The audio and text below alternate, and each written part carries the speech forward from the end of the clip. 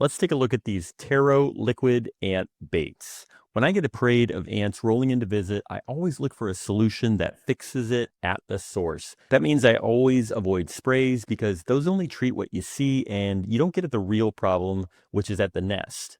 Taro bait works slow so worker ants can eat it and bring some back out to the nest and eventually wipe it all out. The bait is basically diluted borax in a liquid form, which I feel a lot more comfortable using around my family and pet than some of the alternatives. Setting traps is easy. Just pick up a trap and hold it upright to drain the liquid into the bait station, and then twist and break off the top. And then you set it down on a level surface, being careful not to spill. I like to push the edge of the bait station into a line of ants. Once one or two get on, then they'll let the others know that dinner is served. And they obviously love this stuff.